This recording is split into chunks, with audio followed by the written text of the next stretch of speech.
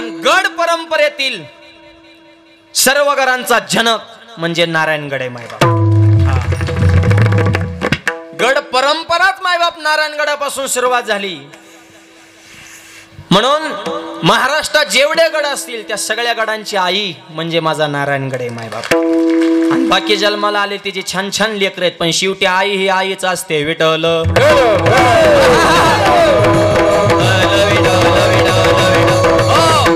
अशा नगद नारायण महाराजांच्या कृपेनं हा सोहळा संपन्न.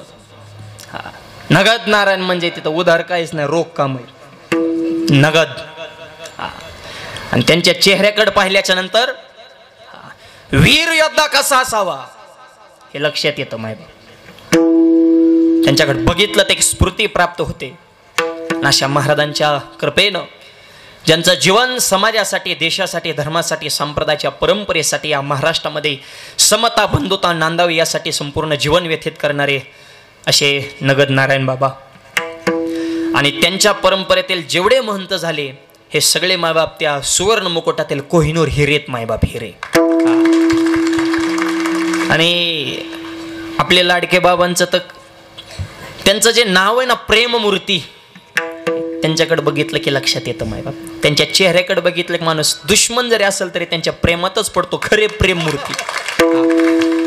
अहो लहान असो मोठा असो कोणी असू दे, आम्ही त्यांच्या नातवासारखी माणसं आहेत, पण जवळ घेऊन पाठीवर शाबासकीची थाप मारणं हे करण्यासाठी सुद्धा वाघाचं काळीज असावं लागतं. विडालं नाही तर महंत बघतो आपण, पण वारकरी संप्रदायाचा महंत कसा असावा, मठाधिपती कसे असावेत, असे लाडके आमचे शिवाजी बाबा. आणि ज्येष्ठ कीर्तनकारांचं तर त्यांचं एक मांदियाळीच आहे, पण महाराष्ट्रातल्या तरुण कीर्तनकारांवर सुद्धा मनापासून प्रेम करणारे व्यक्तिमत्व म्हणजे आमचे शिवाजी बाबा. ज्येष्ठ कीर्तनकार युवा या संप्रदायाचा समन्वय साधण्याचं काम आदरणीय बाबा करतात. विडलं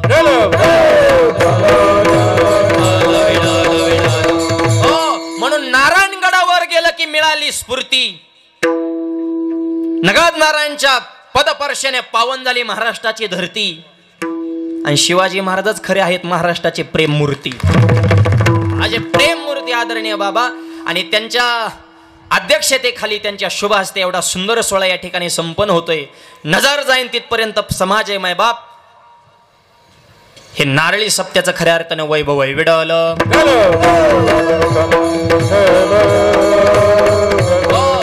नारायणगड म्हणजे महाराष्ट्राची धाकटी पंढरी. महिन्याच्या वारीला सुद्धा हजारो लाखो वारकरी नारायणगडावर असतात.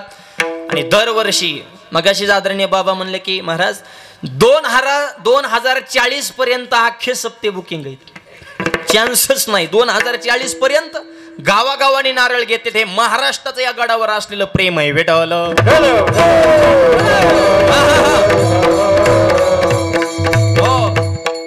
आणि असा हा सुंदर सोहळा आज पहिलाच दिवस आहे. संप्रदायाच्या नियमानुसार आज नामाचं चिंतन व्हावं म्हणून नामपर अभंग सेवेकरता घेतलेला आहे. विडलं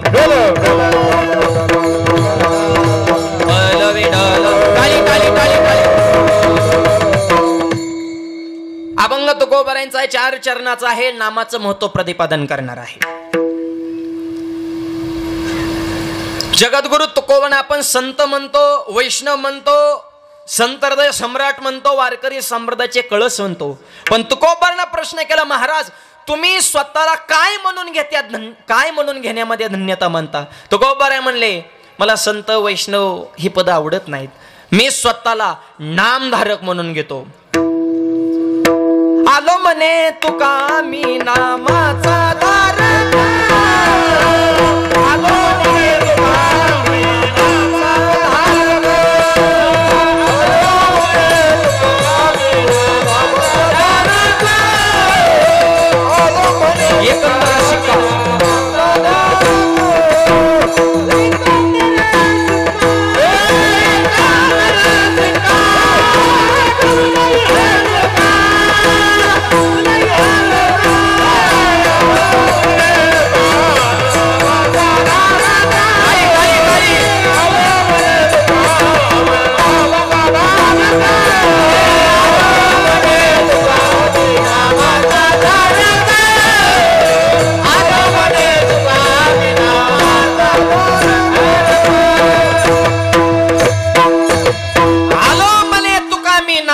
नामधारक. तुकोबराय स्वतःला नामधारक म्हणून घेतात. आणि जगातली सगळ्यात मोठी पदवी जर कोणती असेल, नामधारक. विडवल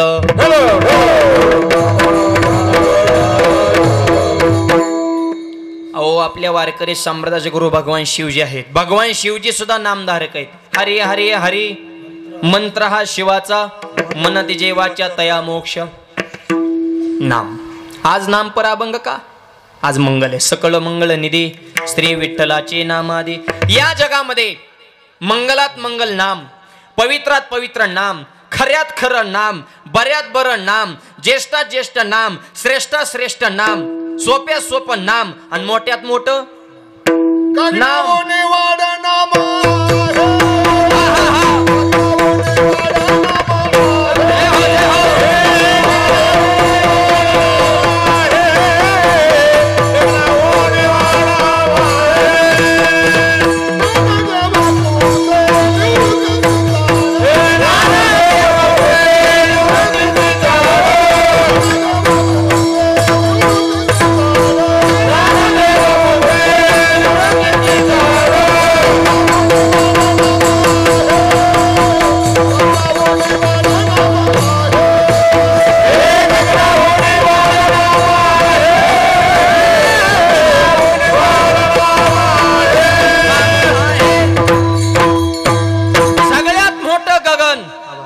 पण आकाशापेक्षा व्यापक, गगनाहुनी वाढ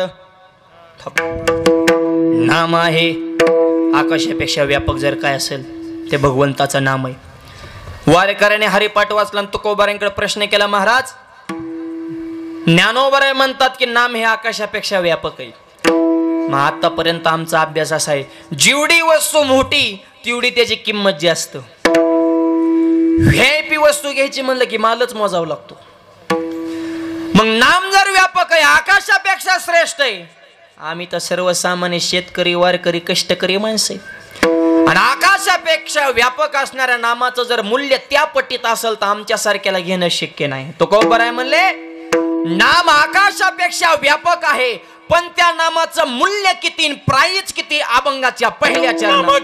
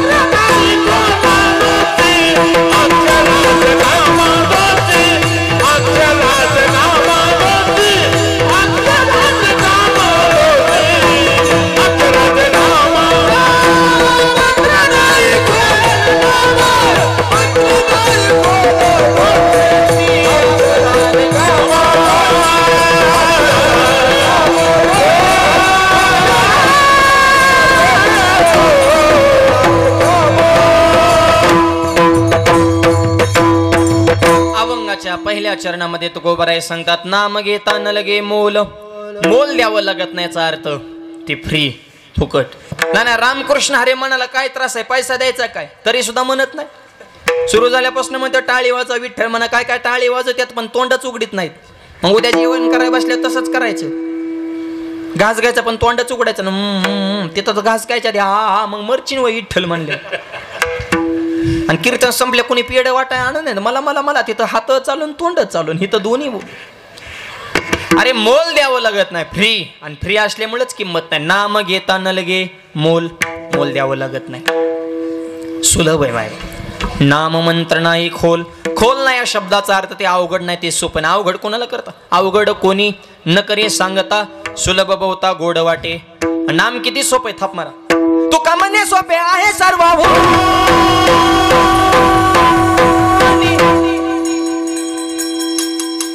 तू काय म्हणे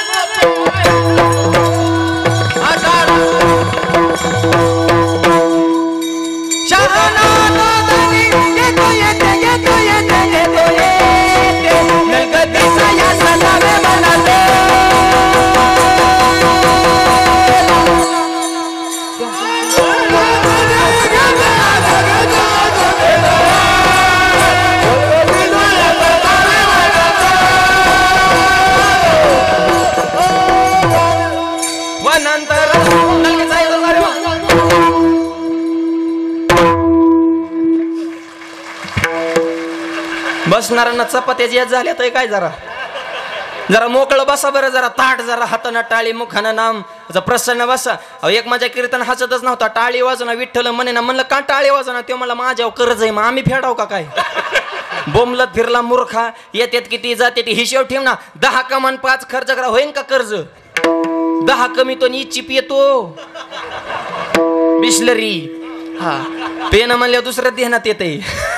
आणि माझ्या मनापासून माझी प्रार्थना आहे, नगद नारायण बाबाकड जेवढी माणसं कीर्तनाला आलेत त्यांच्यावर अजिबात कर्ज नवसा. आणि जर एखाद्या वाचलं तरी टेन्शन घ्यायचं नाही, होऊन द्या कर्ज. ज्याच्यावर कर्ज तेवच खरा मर्द. कर्जवाली म्हणते ना, आता शिका आधार भेटला जीवाला. होऊन दे कर्ज, फिटलं तर फिटलं नाही, मार्द पोरग आहे ना मर्द. परत भरायचा अर्ज काढायचं कर्ज, पण कीर्तनात प्रसन्न बसायचं. भेटवलं तुका म्हणे सोपे आवाज आहे सर्वांनी. या जगातल्या ज्या सोप्या गोष्टी, त्या सगळ्यात सोपं जर काय असेल, नाम मंत्र नाही खोल. खोल नाही म्हणजे अवघड नाही, सोपं आहे मायबाप. ज्ञानदेव म्हणे नाम हे सुलभ. सुलभ म्हणजे सोपं, म्हणजे खोल नाही. नाम मंत्र नाही खोल. काय काय माणसं म्हणले महाराज फुकट बी हाय सोपं बी हाय म्हणल्या, मग असरदार नसन, म्हणजे रिझल्ट देत नसन, परिणामकारक नसल. तू का बरं म्हणजे चुकीची समजत आहे. नाम जे रिझल्ट देत आहे ते जगात कुणीच देत नाही. विठ्ठल नाना म्हणले ज्ञानाने मोक्ष मिळतो, मग नामाने मुकी नाम हाती मोक्ष. मुकी नाम हाती मोक्ष.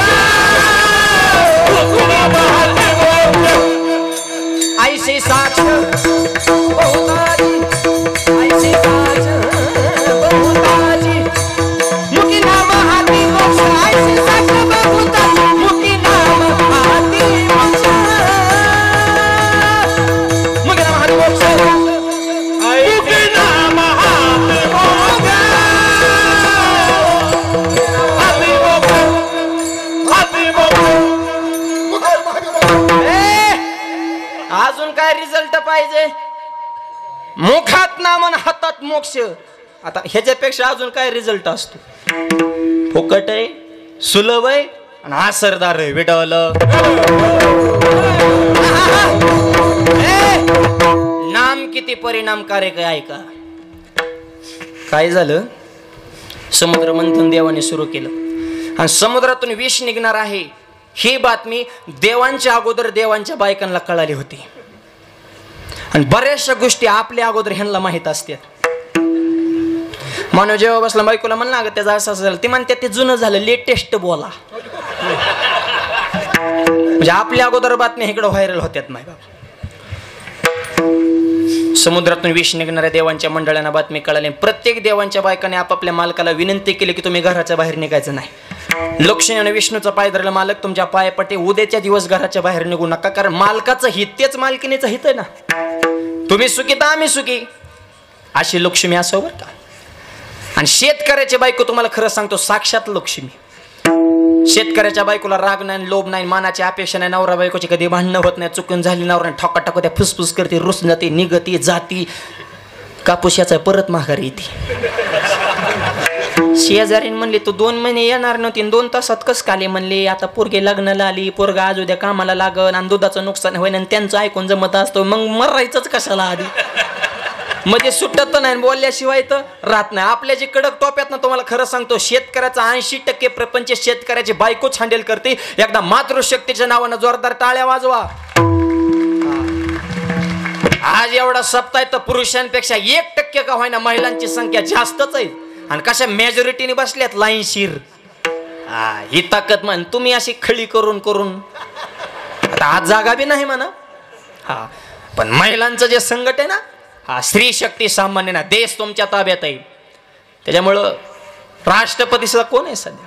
महिलांवर टीका करण्याचा कोणाचाच अधिकार नाही. आमच्यातले काय काय महाराज मंडळी टीका करतात की एखादी गोष्ट जर महिलांना सांगितली ती गोष्ट महिलांच्या पोटामध्ये राहत नाही, लगेच पुढच्याला सांगून टाकतात. नीट आहे का? अख्खं जग म्हणतं की महिलांच्या पोटामध्ये काहीच राहत नाही, पण मी म्हणतो अख्ख्या जगाला अगोदर महिलांच्याच पोटात राहावं लागलं, मग जन्माला यावं लागलं.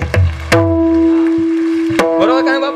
देव जरी असल तरी डायरेक्ट अवतार नाही. आधी देवकी मातेच्या कुशीत आधार घ्यावा लागला, मग अवतार प्रगट करावा लागला. ही श्री शक्तीची ताकद आहे. विडवलं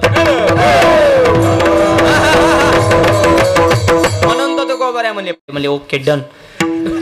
तशी पार्वती बी महादेवाला सांगायला गेली हो, पण महादेव म्हणजे लहरी बाबा. ती काय बायकोच ऐकत होतं काय तेव्हा. विचित्र माणूस. पार्वतीने विनंती केली, उद्या तुमचा स्वभाव भोळा आहे म्हणले, तुमच्या भोळ्यापणाचा आतापर्यंत लोकांनी लय फायदा घेतलाय, तुमच्या मनात पाप नाही, पण गाव फार विचित्र आहे म्हणले. उद्याच्या दिवस महादेव म्हणले तुम्ही ग बसा, तुम्ही सांगायचं आणि मी ऐकायचं, आम्ही इतकी येडे नाही, आमचं आम्ही बघतो. गेले ना बाहेर. आता इंद्र चंद्र ही जे देव आहेत ना, ही बाकीचं चॅप्टर देव राजकारण करायला. ते म्हणले हिश निघालाय, पण आपण प्यायचं नाही म्हणजे दुसऱ्याला पाजायचं. अशी बी माणसं आहेत बरं का, दुसऱ्याला तोफल द्यायचं. म्हणले लावण मोठमोठ्या देवांना फोन, म्हणले विष्णूला फोन केला, विष्णूचा मोबाईल स्विच ऑफ. बायकोने सावध केलं ना, मोबाईलच बंद करून टाकला. मला तकच नको बा कोणाचा, मिस कॉल नको, मेसेज नको. ब्रह्मदेव कौरी क्षेत्राच्या बाहेर, कोणाचाच मेळ लागा ना. एक जण म्हणला एक वाघा आलाय बाहेर. कोण म्हणले सबके बडे बाबा भगवान शिवजी, त्यांना विष पाजो. म्हणले कसं काय पाजायचं, एवढं सोपं आहे काय. म्हणले नाही म्हणले मनानेच पेले पाहिजे. आणि मनाने कसं काय, प्रसन्न करायचे. प्रसन्न कसं आम्हाला माहिती. म्हणजे स्तुती केली की माणूस प्रसन्न. आणि महादेवाचं वर्णन सुरू केलं. मग बाकीच्या देवाने म्हणले वा वा वा, बाकीचे देव पण तुम्ही महादेव. निमी चार्जिंग तर तिथंच झाली महादेवाची. डायरेक्ट महादेव केलं म्हणले देव, महादेव काय उड्यात हाणायला सुरुवात केली. बाकीच्या देवापेक्षा काय तुमची डेअरिंग. बाकीचे देव गावात राहिला, पण तुम्ही गावाच्या गाव कसालाच असतात ना. भूते बेताळ नाचती हर्षयुक्त हुमापती, याला म्हणायचं धडाकेबाज अंतकरण. स्वर्गावून आलेले गंगा जगाचा प्रलय करेन कोण स्वीकार करणार. तुम्ही स्वतःच्या जटेमध्ये त्याला जागा दिली. हे काय एवढी उदारता. चंद्र डोक्यावर मुक्कामाला आहे, वाघाचं कातड गुंडल्यात आहे, भस्मांगाला लावताय. गणपती सारखा मुलगा, पार्वती सारखी मंडळी, हिमालया सारखा सासरा. काय तुमचं वजन. जेच वर्णन केलंय म्हणता. महादेवजी म्हणले विष कुठे. वर्णन फिरणन भास्कर म्हणले आता जास्त चार्जिंग झाल्यावर बॅटरी फुटन म्हणले. तुम्ही फक्त वीज दाखवा, जीच वीज दाखविलं, जीच गटागटा आणलंय म्हणता. फॉर्म मध्ये होते विष पेले, विष पाजेपर्यंत सगळे देव तिथंच होते बरं का बाकीचे देव. पण विष संपलं की बाकीचे देव म्हणले आपलं काम झालं, चलो. डायरेक्ट घर गाठलं. आणि महादेवजीने डोळे उडून बघितले तर एकटेच महादेव. बरं विष आत जाईपर्यंत ठीक आहे, पण आत गेल्यावर त्याने त्याचा झटका दावला ना. संपूर्ण शहराचा दाह व्हायला सुरुवात झाली. डोळे लाल बुंद झाले. आणि आजूबाजूला बघतो तर कोणीच नाही. मग महादेवजीने आठवलं सुखमी सब साथी दुःख में ना कोई. अरे कोण कोणाचे. जब चाले मोठा धंदा तब बहीण म्हणे दादा दादा, सब पैसे के भाई दिल का साथी नहीं कोई.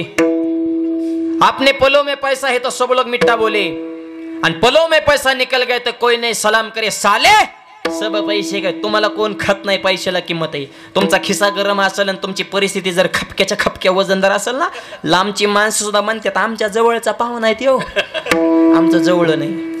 आणि तुमची परिस्थिती भिकार असो, त्या जवळची सुद्धा म्हणतात नाही नाही आमचं लांबू नाही. का पैसा.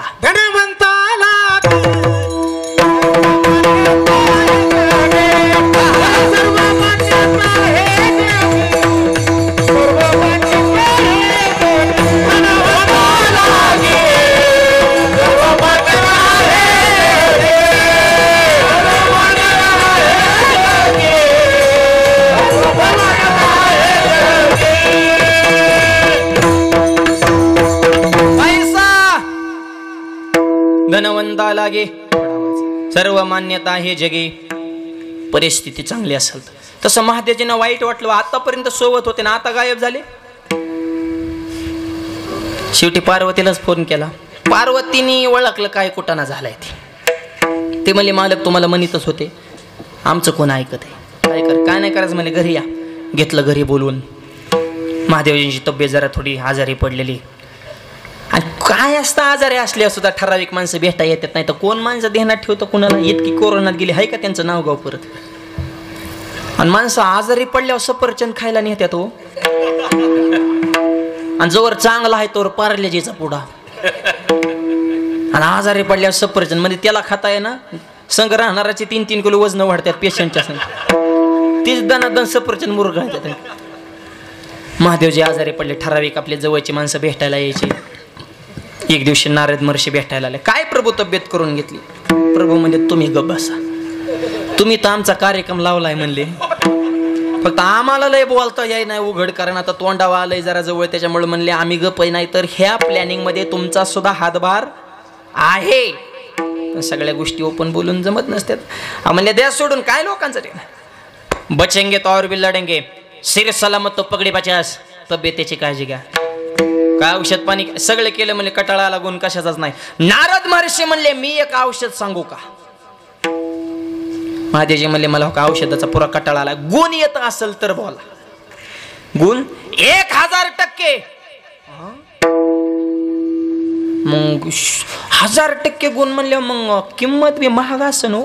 फुकट फुकट म्हणलं की निम दुखणच बरं.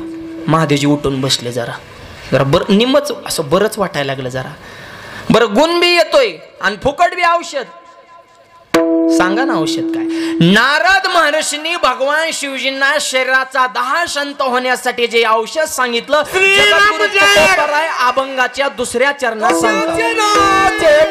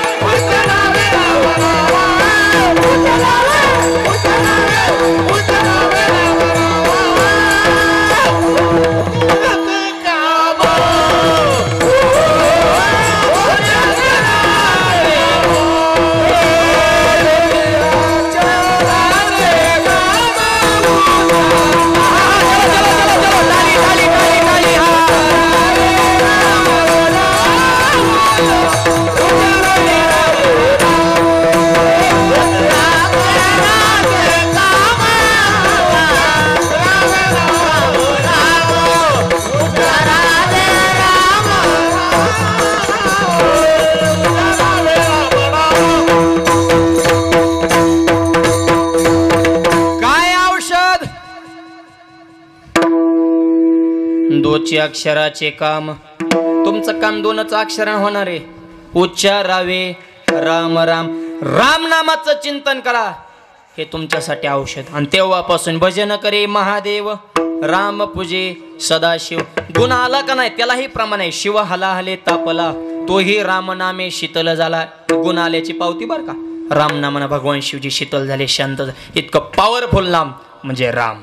उच्चारावे राम राम. रामनामाचं चिंतन करा. भारत देशाची व्याख्या रामाशिवाय परिपूर्ण होऊ शकत नाही. राम म्हणजे भारत देशाचा प्राण आहे. सकाळी उठून गावात ग्रामदेवीचं दर्शन घेतलं, पाहुणे भेटला, मित्र भेटला, राम राम.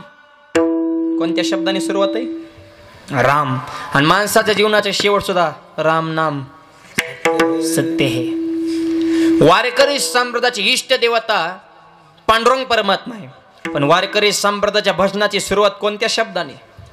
राम कृष्ण. कोणत्या शब्दाने? राम. आणि संप्रदायाच्या भजनाचा शेवट सुद्धा ज्ञानदेव तुका राम. सुरुवात बी राम, शेवट बी राम. फक्त मध्ये राम आठवत नाही, हे दुःख आहे. विठ्ठल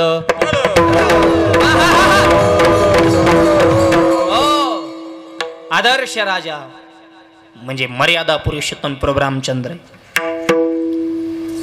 उच्चारावे राम राम. आमच्या हनुमंतरायांच्या मुखामध्ये काय होतं? काहीच नाही. काही झाले जय श्रीराम. जाग्या उड्डाण. लंकेत नाही, पुढच्या लंकेत. तिथून रिटर्न गिअर. एकटा वाघ लंकेत गेलता. कोण सोबत होतं? एक जण सोबत होतो. कोण? राम नाम. विडल काय ताकद आहे. हनुमंतरायांना ही सगळी पावर राम नामाची ताकद आहे. पण या जगामध्ये जेवढे खेळिया झाले सगळ्यात खेळिया माझी हनुम्या शहाणा.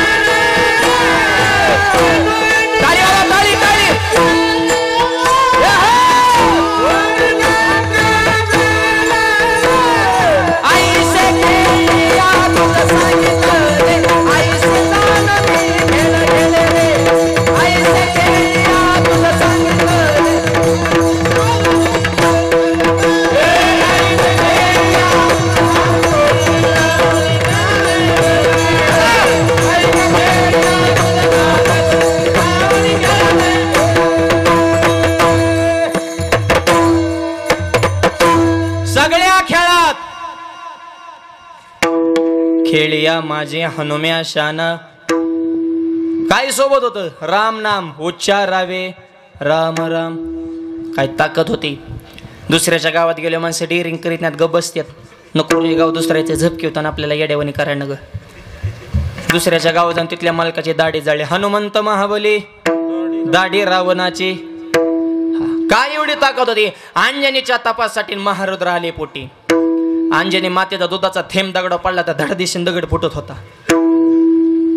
आईच्या दुधात ताकद होते. आईचं दूध राहिले का आता? बाटली जलमल्यापासून बाटल्या तर शेवटपर्यंत बाटलीच, फक्त टॉपनात बदल होतो. रबर जतून पत्र्याचं येतं. लहानपणी दुधाची बाटली त्याच्या तोंडात कोंबाची, पोरग झोळीत फेकायचं. आणि वाट्यावर बसायचं, व्हॉट्सअप खेळत. ती पोरग एकटं झोळीमध्ये नुसतं पत्र्याकडे बघत. त्याला कळा ना मम्मी कुठे आणि पप्पा कुठे.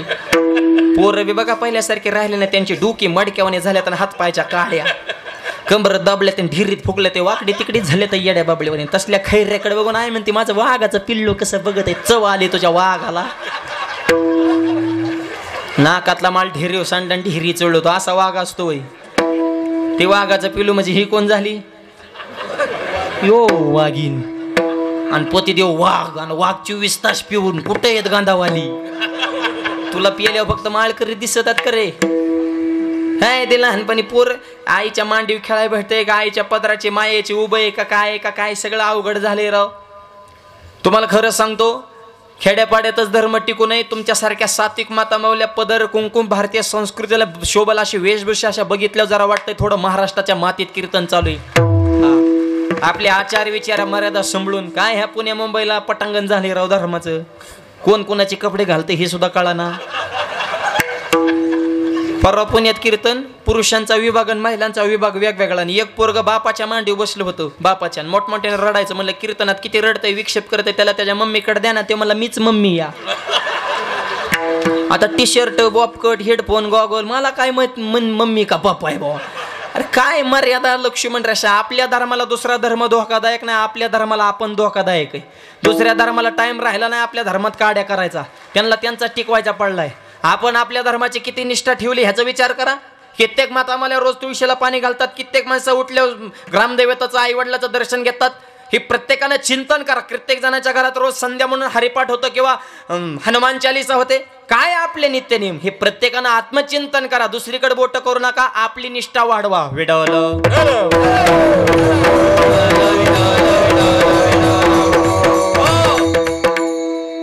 सगळे अस्ताव्यस्त. लहानपणी दुधाची बाटली, मोठं झाल्या मोठी बाटली. आणि एकदा मोठ्या बाटलीचा नादा लागल्या ते आम्हाला सुद्धा आवरत नाही. 100 वार करायचा एक पियाताळ हरिपाठ बंद पडतं. बंद करा हरिपाठ. गांधावाले काय लायकीची तर आम्हाला माहिती. त्यांच्यात दम असेल तर त्यांनी पिऊन दाखवावं. मग त्याच्यासाठी बुका थापला का काय तू 65 पण आमचा अध्यक्ष झाला का.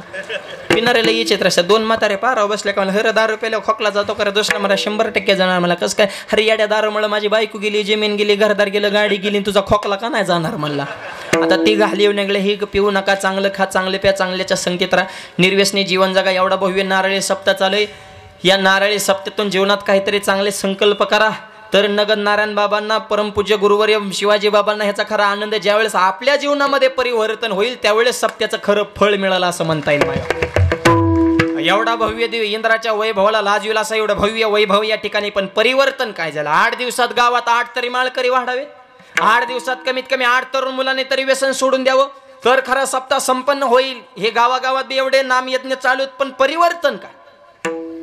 व्यसन फॅशन वाईट वाटतं दिसन तिथं खाली बसन, ह्याच्यात काय वेस्टर्न गुटखा खाल्लं, तोंड फुटन, दारू रुपयाला लिव्हर फुटन, चांगल्या कामात आलं बंधन तुटन, मित्रमंडळ चांगली ठेवाना तर सुरुवातीला पासत्यान ताडी तुमची वळखत्या नाडी, दारूज लावताना गुडी इकावं लागन महाडी, इकली गाडी, बायकोची जीर्ण झाली साडी, लावण्या त्या दारूला काडी, धरण्यानं बतुकोबाची जोडीन मंकळन परमार्थाची गोडी. व्यसनाचे हरजण आयुष्याची बरबादी करण्यापेक्षा वारे करत बसून हरिपाठ वाचा. आपल्यात बी बदल होतो नाही असं नाही, पण मंडपात आहे तोपर्यंत ही तर स्मशान वैराग्यच प्राप्त होतो. नाही व्यसन करायचं आपल्याला. मंडपाच्या बाहेर गेला की तंबाखू हाताव आणि इडा मळता मळताच गप्पा सुरू. लय लांबून लांबून महाराज येतात रे बाबा, लय मोरुस्तोर आरडत्यात भाऊ. नारळे सप्त्याला तर काय निवडून निवडूनच महाराज आहे सगळे महाराष्ट्रातले. म्हणजे तंबाखू वारे निवडतात ते आम्हाला कीर्तन. काय सप्त्याचं नियोजन का मंडपात गेल्यावर स्वर्गात आल्यावरच वाटत आहे. काय ते डेकोरेशन, काय मंडपन, काय गायकन, काय वादकन, काय पंक्तीन, काय जेवणन, लयच मस्त नियोजन केलंय व. ते पहिल्या दिवशी आलं तर ते जरा बारीकच पिल्लू होतं र. पहिल्या दिवशी पण लय जाळ काढला रे. दुसरा म्हणला त्यांनी सांगितलं नाही व्यसन करू नका, गप म्हणला सांगतच असत्यात. होय होय म्हणायचंच असते. आपण बी चांगलं वागले त्यांनी तरी कुणाला सांगावं नीट वागा. अरे वाईट वागणारे आहेत म्हणून तर चांगलं वागण्याला किंमत आहे. त्यांचं नका म्हणावं घेऊ, त्यांचा धंदाच आहे तो तंबाखू खाऊन मोकळा. नका करू नाश आयुष्याचा, नका करू नाश आयुष्याचा.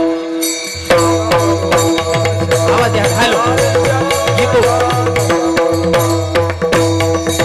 आता तरी पुढे हाची उपदेश, हाची उपदेश, आता तरी पुढे हाची उपदेश, हाची उपदेश, आता तरी पुढे हाची उपदेश, हाची उपदेश, आता तरी पुढे हाची उपदेश, हाची उपदेश, आता तरी पुढे हाची उपदेश, हाची उपदेश, आता तरी पुढे हाची उपदेश, हाची उपदेश.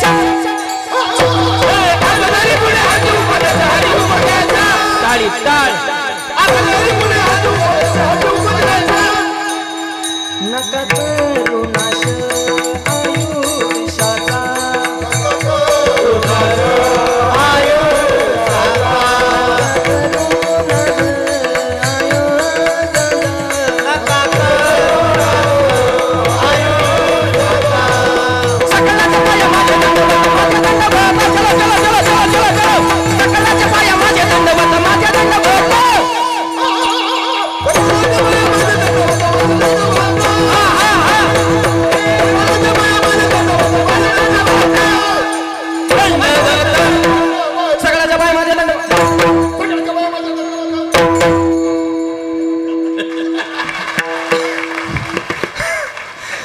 बसणारी म्हणते ही का धावत तेव्हा एकमेकाच्या अंगावर. आमची काय डोकी चक्रम झाल्या ते का काय, त्याला लय घासावे लागत. हे गायन वादन इतकं सोपं नाही. जिंदगी गेली काय कांचा सा लागा नाही. गुरुजी सुद्धा बऱ्याच शिष्यांना कटाळल्यात आहेत. तुझ्या नादाने माझं विसरलं बाळा, पण तू नाही रे शिकला. पकवास दिली तर शाईच पडली, पेटी दिला तर भाताच फोडला, टाळ दिला तर टाळा तर बोट गवून घेतली, येण्याच्या तारा तोडल्या. तू एकाच लायकीचा आहे, फक्त वदनी कवळ घेता नाम घ्यास. बऱ्याच गुरुजींनी शिष्य हाकलून दिले. गायन वादन हे रक्तात असावं लागतं, ते कोणाचंही काम नाही. आज गाणारे वजनदार, वाजवणारे वजनदार, ऐकणारे बी वजनदाराचे टाव करूनच आहे. काय चाललंय रे ह्यांचं नेमकं? काहीच चाललं नाही, उपदेश चालू आहे. आता तरी पुढे हाची उपदेश नका करू नाश आयुष्याचा निर्व्यसनी जीवन जगा. आज या नारळी सप्त्यात बहुसंख्य तरुण मुलांची उपस्थिती. महाराष्ट्रातला आपला समाज का माघाराला? व्यसनाधीनता इतकी वाढली. माय बाप 9वी 10वीची पोरं दारू पिऊन शाळेत जायला लागली. बघतोय आपण काय? त्यांच्या दप्तरामध्ये माय हाणामारीचं साहित्य भेटायला लागले. सध्या हे जगात फार अवघड चालू आहे. एवढी एक जागा आहे इथं माणसं विचार संपन्न होतात, ते म्हणजे माझ्या ज्ञानोबारांचा दरबार. विडल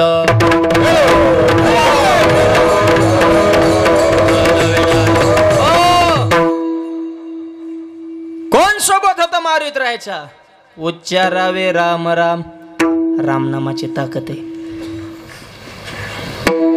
लक्ष्मणजीला शक्ती लागली का रात्रीत लंकेतून हिमालय गाठायचा आणि तिथून मायबाप संजीवनी एका रात्रीत इकडे न्यायची. आणि वाटेत किती जण हानीत न्यावं लागले. काय नेमीला ओढविलं, बाकीचे बरेच जिने खाली ओढून घेतलं. तिथं संवाद करून पुढे जावं लागलं. पण एवढा सगळा पराक्रम कशाच्या जेवगाला? रामरायाच्या सेवका शरण आलो म्हणे तुका. फक्त रामनामाची ताकद आहे. उच्चारावे राम राम.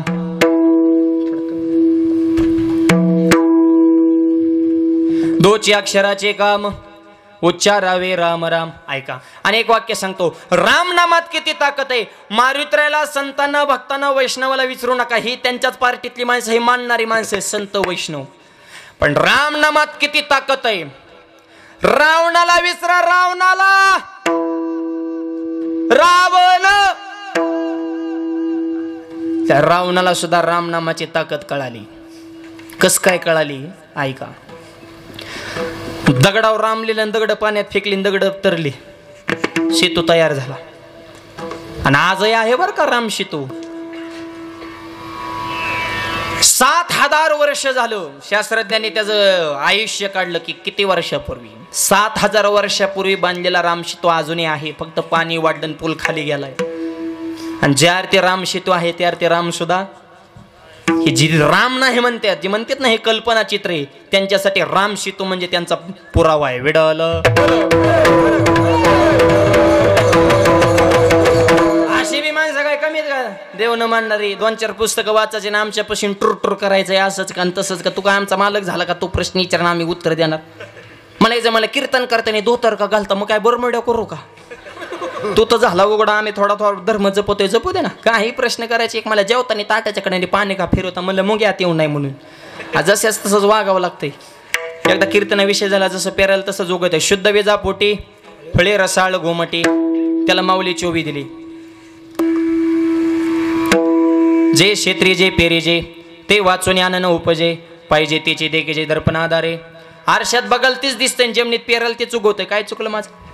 ते कीर्तन संपले. मला महाराज पेरायला तसं उगवतच नाही. म्हणलं कसं काय? मला शेंगदाणा पेरायला त्याला टरफलं कुठून येतं? भुईमुगाचे शेंग माहिती, आज शेंगदावर त्याला फुलकड. मी मला आला शेंगदाणा नाही, मला आत आला डायरेक्ट शेंगदाणाला पाहिजे. टरफल्याचा काय संबंध आहे? मला हलवून द्या ना, उत्तर द्या. मला उत्तर देतो पण फुकट नाही. मग चहा प्यायला घरी न्या. चहा प्यायला घरी नेलं आणि मी सांगितलं मला फक्त चहा ना. ते मला आणतो त्याने असा कप्पा चहाला मला धरा. मला फक्त चहा. ते मला चहाच्या बिस्किटाचा जाळ कर, कप बी नको, नुसता चहा. मला कपाशिवाय चहा कसा येईन? मला मग टरफल्याच्या शेंगदाणा कसा येईन? मला तुमच्या कुठं नाते लाग. मग तुला आधी कळत नव्हतं हे माणसं कशात? अनंत वाचाळ बरळ ती बरळ तया कायचा गोपाळ पावे आहे, अशी माणसं. तुकोबाराने खरंच वैकुंठ गमन केलं असेल. अरे नांदुरकीचं झाड साक्ष देते. बीजाच्या दिवशी अख्खं दिहोतलं वातावरण शांत होते. नांदुरकीच्या झाडाचा पाला नाही, झाड हलते झाड. आणि आळंदीवरून ज्ञानोबाऱ्या पंढरपूरला निघाले की ज्ञानोबाऱ्यांच्या मंदिराला निर्जीव कळस हलतोय. ज्ञानोबाऱ्यांची ताकद आहे. आणि खोटं वाटलं तर कीर्तन संपल्या युट्यूबला टाका, माऊली प्रस्थान सोहळा. सगळ्या न्यूज चॅनल त्याचं चित्रकरण केले, सोशल मीडियात त्याचे व्हिडिओ. कोण कळस हलवतंय? माऊली समाधीतून बाहेर निघाल्या की लहरी प्राप्त होतात. सर्व सुखाची लहरी ज्ञानाबाई अलंकापुरी, त्या लहरीच्या जोरावर कळस हलतो. वारकरी संप्रदाय ही श्रद्धा आहे, अंधश्रद्धा नाही. विडल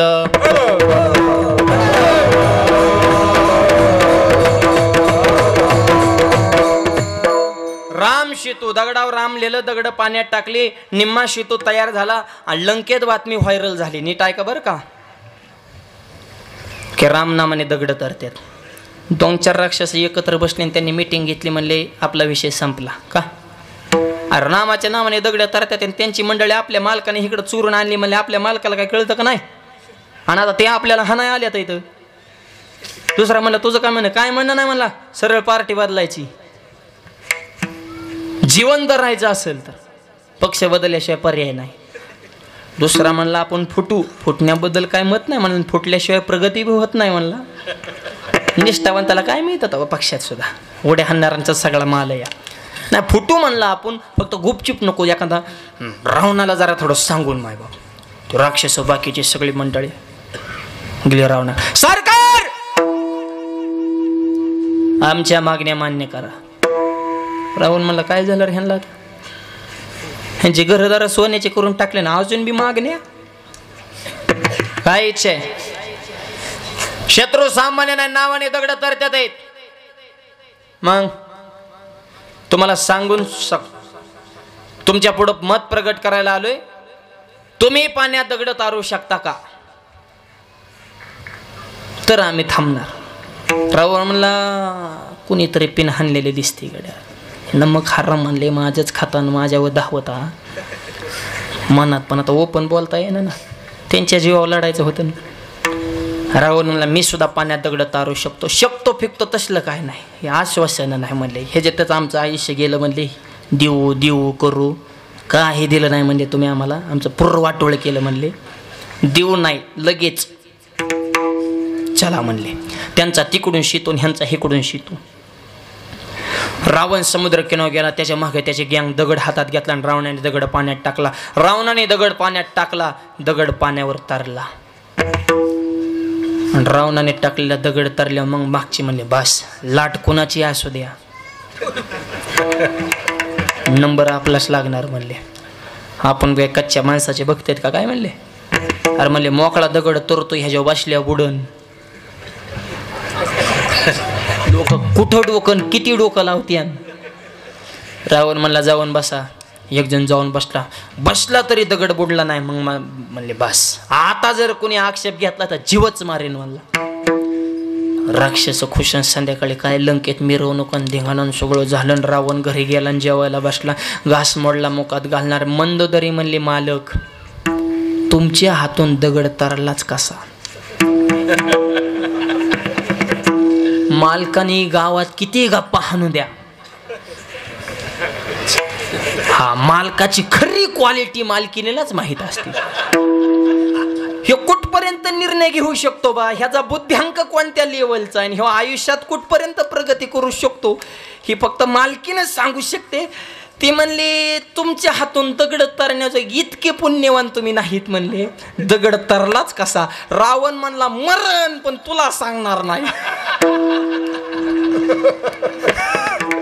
कारण तुला जर मी आज सांगितलं लंकेत व्हायला 2 मिनिट सुद्धा लागणार नाही. तुला नाही सांग. पती पत्नी सुद्धा एक विचार असावा. एक विचार असतो पण नवीन नवरे बघा ना किती शुद्ध बोलते. मालकाला एव्हा टेव्हा केव्हा जेव्हा नुसता अनुस्वाराचा ऐकलं तर कार बहिर रे का काय ती सरळ बोलणार. अनुस्वर देते. तुम्हाला जेवायचे का? कशाला जेवण? ती भाषा ऐकून त्याचं पोट भरतंय. ती म्हणते काय भारी बायको भेटली रे आपल्याला. दमकाड वर्षाने म्हणते गिळायचंय का नाही. 3 वर्षाने म्हणते हाताने घेऊन गिळा. येऊ म्हणतो दिंडी कधी निघायची र परत. दिंडीत मरतो रे म्हणलं पण घरात नको. सुखाने नसल्यावर काय जाळायचंय त्याला. त्याच्यामुळे पती पत्नी एक विचार असावा माझा. ज्ञानोबाराज सांगतात न मोडता दोन्ही आकार घडेले एकचे शरीर. हे अर्धनारी नटेश्वर रूपे दिसत. चंद्र ते चंद्रिका शंभू तेत अंबिका. असा एक विचार. मंदोदरी मानली मालक तुमच्या हातून दगड कस काय तरला? रावण म्हणलं मी मरण पण तुला सांगणार सांगावंच लागेल. शेवटी राज हट्ट, बाल हट्ट, श्री हट्ट 3 हट्ट पुरवावे लागतात. रावण म्हणला मी तुला सांगतो पण कोणाला सांगायचं नाही. हे म्हणले कोणालाच म्हणत नाही. पण रावण म्हणला मंदोदरी ऐक, तुला बी माहिती मला बी माहिती की मी इतका पापी. त्यांनी कबूल केलं बरं का. कबूल कराय बी मोठं मन लागतं. नाही माझ्या हातून दगड तरू शकत माध्यमातून मी नारायणगड ऑफिशियल चालू आहे. महाराष्ट्रातला वारकरी संप्रदाय 1 नंबर युट्यूब चॅनल जिवाळा चॅनल, ते बी इथं अमोल दादा उपस्थित आहेत. आमचे ओनली वारकरीवाले गुजर भाऊ सगळे महाराष्ट्र हा सोहळा पाहतोय. म्हणून एक असं भजन करायचंय आणि 2-4 मुलाने उभं राहून मोबाईल मध्ये व्हिडिओ शूटिंग करा आणि कीर्तन संपल्या सोशल मीडियावर तिथं पाठवा. तिथं घाल्या श्री क्षेत्र राक्षण भुवन तांबा, तालुका शिरोर, जिल्हा बीड. नगद नारायण बाबांचा 73वा नारळी सप्ताह कळू द्या महाराष्ट्राला. गावामध्ये जरी की असेल एवढा भव्य आणि दिव्य सोहळा छोट्याशा वाडीमध्ये, छोट्याशा गावामध्ये सुद्धा संपन्न होऊ शकतो. गावचं नाव लौकिक करण्यासाठी, नगद नारायण बाबांचा आशीर्वाद प्राप्त करण्यासाठी करा सर्वांनी हातवर. महिला पुरुष सगळे लेफ्ट राईट, आतले बाहेरचे, खालचे वरचे, मागचे पुढचे, वा वा हातवर. महासागर आहे हा माणसांचा. विडोबार कुमारी, वा वा वा, क्या बात. टाळी टाळी. पुंडलिका वाला हरी विठ्ठल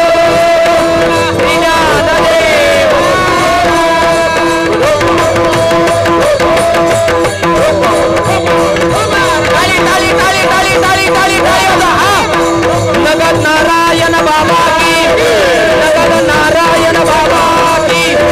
छत्रपती शिवाजी. हात खाली घ्या, हात खाली घ्या, हात खाली घ्या, खाली घ्या, हात खाली घ्या.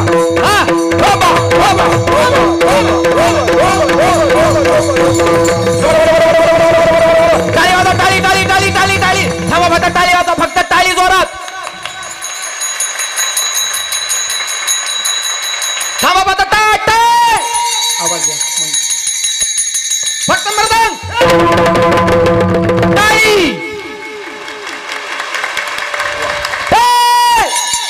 मृदंग टाळी, टाळ. मृदंग टाळी, टाळ.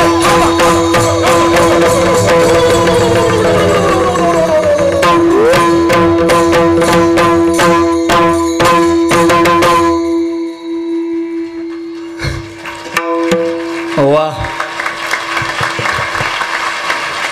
ह्याला म्हणायचं नारायणगडाची परंपरा. भजन गुलाबाच्या फुलावाने दिसायला लागली माणसाचे टवटवीत. आणि हे जे कार्य चालू आहे धर्म कार्य, असावा तो धर्म.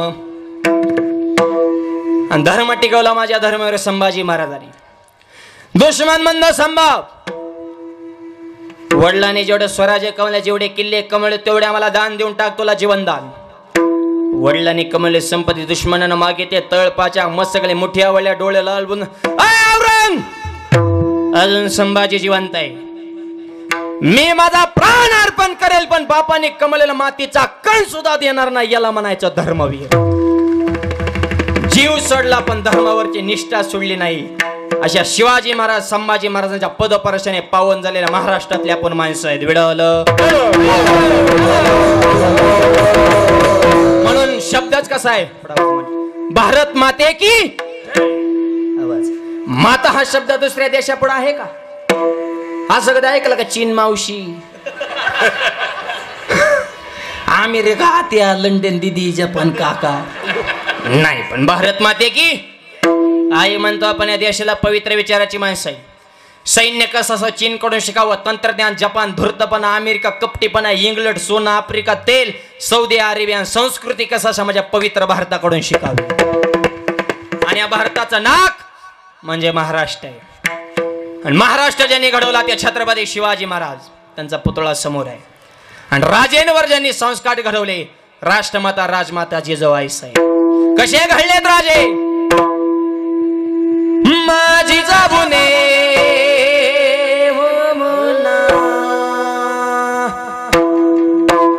माझी जाबुने दिया हमें सुंदर शिवाजी राजा, जिजाबुने दिया हमें सुंदर शिवाजी राजा.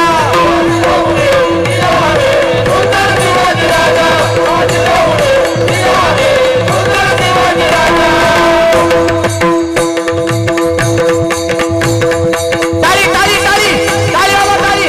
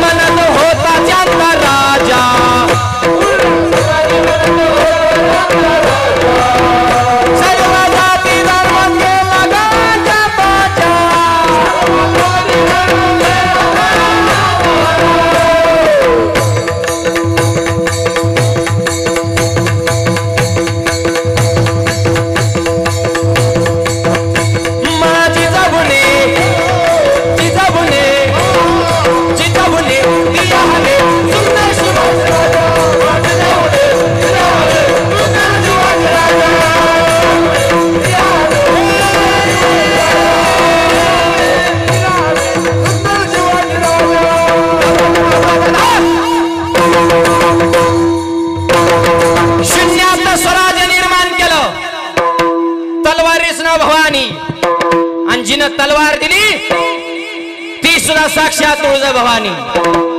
कशी होती तलवार?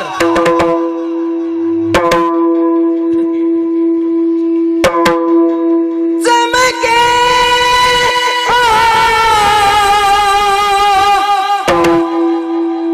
शिवबाची तलवार, चमके शिवबाची तलवार.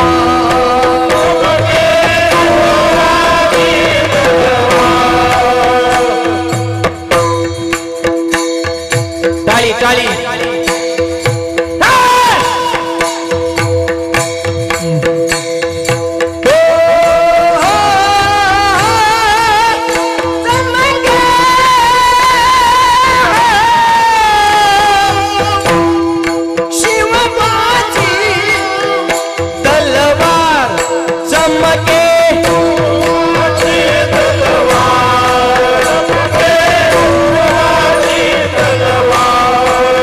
कशी होती तलवार? पणाली भवानी जेव्हा ज्ञानाच्या माहेरी रणात भिरली ना करी ती माघारी.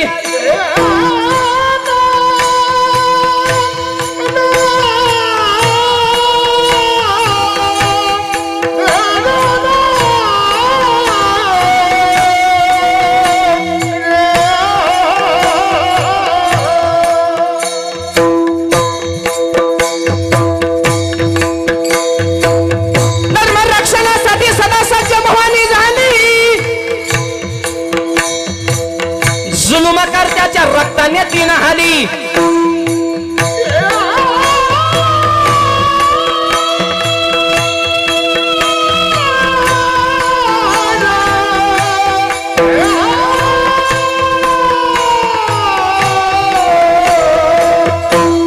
मग शाहिस्ते खान म्हणाला दिल्ली दरबारी, हुजूर करतो मी महाराष्ट्रावर स्वारी. मग शाहिस्ते खान वस्तीला तो आला, शिवाजीला आजमावयास शत्रूला. शाहिस्त्याच्या घरात शिवरात्रीच शिरले, बघून शिवामर्द खान मनी घाबरले. केला गनिमी काव्याने शाहिस्त्यावर हल्ला, शाहिस्ता बोलत या तो बायाला.